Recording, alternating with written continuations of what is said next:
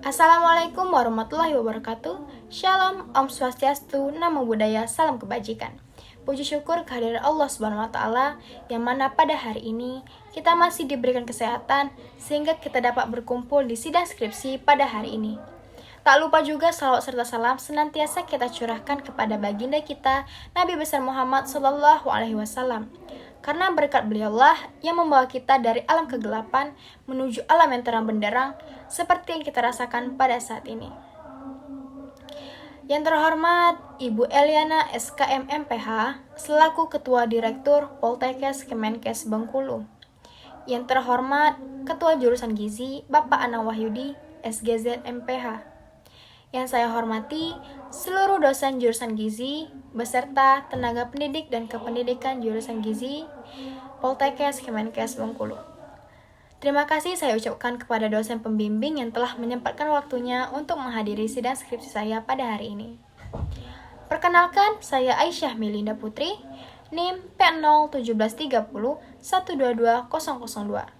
Siang ini, saya akan mempresentasikan hasil skripsi saya yang berjudul Hubungan Status Gizi dengan Kecerdasan Intelektual pada Anak Sekolah Dasar di SD Kanisius Pugaran.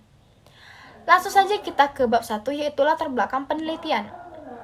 Seperti yang kita ketahui, kualitas sumber daya manusia Indonesia saat ini masih tertinggal dibandingkan dengan negara yang lain. Hal ini ditunjukkan oleh posisi Indeks Pembangunan Manusia atau IPM. Indonesia menduduki peringkat 111 dari 177 negara pada tahun 2009, lebih rendah dibandingkan dengan negara IPM negara-negara di Asia Tenggara. Posisi IPM negara ASEAN lainnya lebih baik dibandingkan Indonesia, seperti Singapura di urutan ke-22, Brunei Darussalam urutan ke-25, Malaysia pada urutan ke-56, Filipina urutan ke-77, dan Indonesia urutan ke-124. Ukuran kualitas sumber daya manusia dapat dilihat pada Indeks Pembangunan Manusia. Sedangkan, ukuran kesejahteraan masyarakat antara lain dapat dilihat dari tingkat kemiskinan dan status gizi masyarakat. NIKTI tahun 2010. Indonesia adalah negara kelima terbesar dengan jumlah anak yang menderita hambatan pertumbuhan, yang sangat berdampak pada kemampuan mereka untuk mengembangkan potensi fisik dan mental mereka secara penuh. Dapat dilihat juga pada tahun 2011, terdapat 2,5 juta anak usia 7-15 tahun tidak bersekolah, di mana kebanyakan dari mereka putus sekolah sewaktu masa transisi dari SD ke SMP. Hal tersebut mempengaruhi kualitas sumber daya manusia di Indonesia. Penentuan kualitas sumber daya manusia tidak hanya ditentukan oleh Indeks Pembangunan Manusia. Kualitas sumber daya manusia juga dapat dilihat dari kualitas pendidikan seorang anak. Tolak ukur keberhasilan akademik seseorang anak di sekolah salah satunya adalah prestasi belajar, yang merupakan output sekolah dan cerminan dari kemampuan kognitif siswa selama pembelajaran berlangsung. Prestasi yang cemerlang merupakan sumbangan nyata siswa kepada negara melalui proses belajar di sekolah. Prestasi belajar sangat dipengaruhi oleh kemampuan dasar yang diukur oleh IQ. Namun, tidak hanya IQ yang berperan dalam memperoleh prestasi. Kecerdasan intelektual dalam dunia pendidikan menjadi tolak ukur kualitas suatu bangsa, yaitu bangsa yang cerdas dan unggul. Akhir-akhir ini, kecerdasan bangsa Indonesia mengalami penurunan. Menurunnya kecerdasan intelektual anak generasi bangsa dapat mengakibatkan penurunan terhadap sumber daya manusia. Penurunan kecerdasan juga dapat menghambat cita-cita kemajuan bangsa dan dapat menunda keberhasilan suatu bangsa. Kecerdasan intelektual adalah kemampuan manusia untuk menganalisis, menentukan hubungan sebab akibat, berpikir secara abstrak, menggunakan bahasa, memvisualisasikan sesuatu, dan memahami sesuatu. Kecerdasan intelektual dapat berkembang melalui proses pembelajaran. Jika kemampuan itu tidak diasah, maka tidak akan berkembang dan tidak akan ada perubahan. Ceknik tahun 2013. Intelijensi menurut Azwar tahun 2010 merupakan salah satu faktor internal yang mempengaruhi prestasi akademik seseorang. Intelijensi adalah kemampuan mencapai suatu tujuan untuk berpikir secara rasional dan untuk berhubungan dengan lingkungan secara efektif. Intelijensi didefinisikan sebagai keseluruhan kemampuan individu untuk berpikir dan bertindak secara terarah, serta mengolah dan menguasai lingkungan secara efektif. Terjadi penurunan kecerdasan intelektual di Indonesia, khususnya wilayah Yogyakarta. Pada anak generasi penerus bangsa, terdapat 29.234 kasus yang disebabkan oleh paparan timbal. Timbal dalam darah menyebabkan terjadinya anemia, sehingga tingkat kecerdasan anak menurun. Menurut Grafitiani tahun 2008. Kecerdasan intelektual juga dapat dilihat dari jumlah siswa sekolah dasar yang lulus ujian akhir sekolah di Yogyakarta mengalami penurunan dari 98,98% menjadi 68,74%. Di daerah Yogyakarta terdapat 25,9% subjek mengalami standar atau pendek dan 60,5% dengan IQ di bawah rata-rata, dan sebanyak 30,51% kecerdasan intelektual dapat diukur menggunakan tes IQ yang dilakukan oleh pihak psikologi. Terdapat beberapa cara, yaitu yang pertama mengukur tes IQ dengan cara psikoanalisis, yang kedua neurologic program, yang ketiga ada self-programming, kemudian ada hypoterapi. Kecerdasan intelektual yang rendah akan berdampak terhadap prestasi seorang siswa yang rendah pula dan berpengaruh terhadap kualitas bangsa Indonesia. Kecerdasan intelektual yang rendah terus berlanjut akan membahayakan nasib bangsa Indonesia ini dan membuat Indonesia semakin terpuruk dibandingkan dengan negara-negara Asia Tenggara lainnya.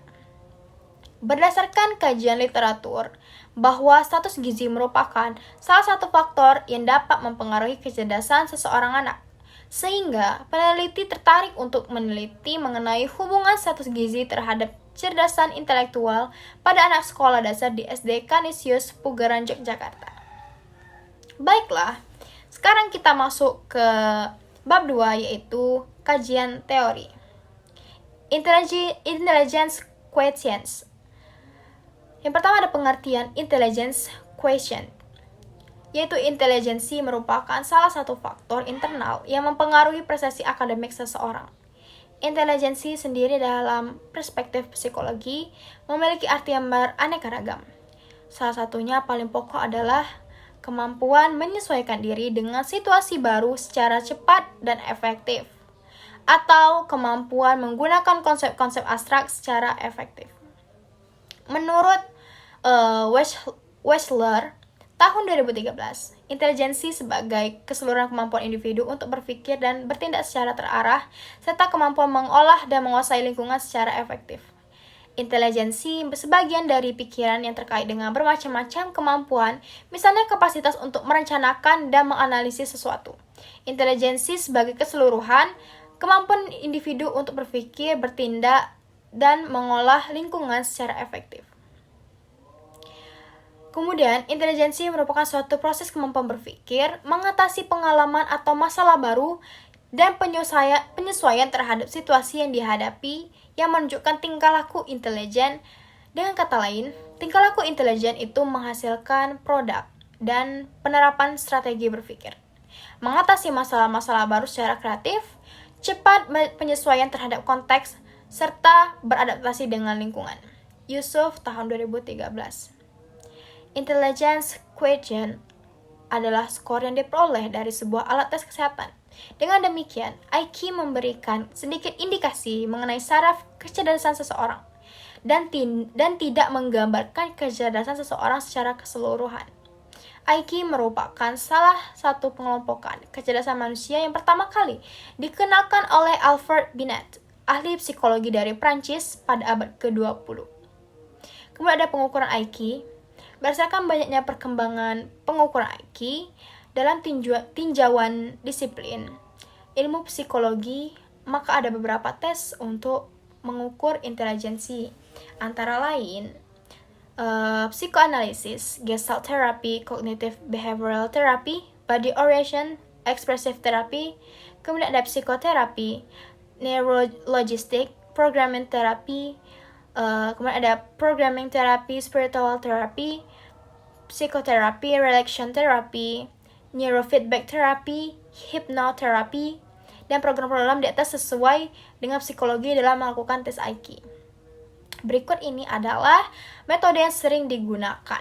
Yang pertama ada psikoanalisis, yaitu metode ini digunakan untuk membuat diagnosa melalui observasi terhadap klien secara langsung atau tatap muka untuk mengetahui persoalan dan kesulitan yang dihadapi. Contohnya, konseling terhadap klien. Kemudian yang kedua ada hipnoterapi, yaitu penindakan dengan sistem menenangkan kondisi pasien maupun klien supaya cepat dapat diaktifkan sistem kerja metabolisme secara cepat, sehingga menimbulkan hasil yang diharapkan. Metode ini diperuntukkan kepada pasien yang mengalami gangguan pada tingkat fokus dan konsentrasinya, supaya lebih mudah mendapatkan penindakan secepatnya. Contoh, dilakukan kepada pasien atau klien yang mengalami kesulitan belajar, terutama anak-anak. Diberikan kepada pasien atau klien yang membutuhkan penindakan cepat, atau pasien kecelakaan. Anak-anak inklusi dan anak-anak yang ingin berprestasi. Kemudian ada faktor mempengaruhi IQ. Yang pertama ada faktor sosial budaya, yang pertama ada keluarga. Keluarga juga merupakan salah satu faktor yang dapat mempengaruhi kecerdasan intelektual rumah yang kondusif untuk belajar. Dapat mempengaruhi skor pada tes kecerdasan. Penelitian dilakukan dengan tes Carroll-Dweck et telah menunjukkan bahwa jenis umpan balik keluarga yang diberikan seorang anak dapat meningkatkan kecerdasan mereka. Yang kedua ada lingkungan. Lingkungan yang kurang baik akan menghasilkan kemampuan intelektual yang kurang baik pula. Lingkungan yang baik adalah lingkungan yang memberikan kebutuhan mental bagi si anak. Kebutuhan mental meliputi kasih sayang, rasa aman, pengertian, perhatian, penghargaan serta rangsangan intelektual. Kekurangan rangsangan intelektual pada masa bayi dan balita dapat menyebabkan hambatan pada perkembangan kecerdasan. Kemudian ada latar belakang sosial ekonomi, pendapatan keluarga, pekerjaan orang tua, dan faktor sosial ekonomi lainnya berkorelasi positif dan cukup tinggi dengan taraf kecerdasan seseorang individu mulai usia 3 tahun sampai dengan usia remaja. Anak yang tumbuh dengan penghasilan orang tua yang rendah memiliki resiko tertundanya perkembangan kognitif yang lebih tinggi dibandingkan dengan anak tumbuh dengan penghasilan ekonomi orang tua yang tinggi. Orang tua yang berpenghasilan rendah kesulitan menyekolahkan anaknya di lingkungan yang dapat menstimulasi kecerdasan intelektual anaknya karena keterbatasan biaya. Selain itu, sekolah juga dapat mempengaruhi kecerdasan seseorang apabila ditemukan sekelompok anak-anak yang sangat kekurangan pendidikan formal dalam jangka waktu yang panjang, memiliki efek dan akan terjadi penurunan pada kecerdasannya. Sebuah studi yang dilakukan di Spanyol menunjukkan bahwa anak-anak dari kelas sosial ekonomi mengalami IQ rendah dan kinerja akademis yang buruk dan memiliki prestasi rendah dibandingkan dengan anak yang tergolong status ekonomi tinggi atau sedang. Yang kedua ada faktor biologis. Faktor biologis ada status gizi. Gizi telah terbukti mempengaruhi kecerdasan sebelum lahir dan postnatal. Gizi sebagai pengaruh intrauterin yang penting mempengaruhi perkembangan dan yang kurang gizi permanen bisa mengubah fisiologi dan perkembangan anak. Telah menunjukkan bahwa kurang gizi, terutama malnutrisi protein dapat menyebabkan pematangan otak yang tidak teratur. Gizi baik sangat penting untuk pertumbuhan sel-sel otak, terutama pada saat hamil, dan juga pada waktu bayi, di mana sel-sel otak sedang tumbuh dengan pesatnya. Kekurangan gizi pada saat pertumbuhan bisa berakibatkan berkurangnya jumlah sel-sel otak dari jumlah yang normal. Hal ini tentu saja akan mempengaruhi kerja otak tersebut di kemudian hari. Kekurangan gizi akan menghambat atau mengganggu pertumbuhan otak, yang berakibatkan kurang optimalnya perkembangan kecerdasan anak. Kemudian, anak yang menderita kurang gizi berat di masa pertumbuhan otak akan mengalami berkurangnya jumlah sel otak sebanyak 15-20%. Sel-sel otak yang berhubungan dengan fungsi intelektual. Kemudian ada defisiensi gizi pada ibu hamil dan anak balita sangat besar kemungkinannya untuk memberikan hambatan pada pertumbuhan sel-sel yang akan bersifat permanen. tidak dapat dikejar kembali dengan perkembangan gizi pada umur yang lebih tua. Ini akan menghasilkan kapasitas intelektualnya lebih rendah dari yang seharusnya. Akibatnya akan terjadi penerus bangsa yang memiliki kapasitas intelektualnya lebih rendah. Kemudian ada faktor genetik. Kecerdasan dapat diturunkan melalui genetik dalam kromosom. Oleh karena itu, orang tua yang memiliki IQ tinggi akan menghasilkan anak dengan IQ tinggi pula. Dr. Bernard dari Fakultas University Pittsburgh memperkirakan faktor genetik memiliki peranan 48% dalam membentuk IQ anak. Studi korelasi nilai-nilai tes intelijensi di antara anak dan orang tua menunjukkan adanya pengaruh faktor keturunan. Seorang ibu mempengaruhi 40% kecerdasan verbal anak dan IQ ayah mempengaruhi 36% kecerdasan verbal seorang anak.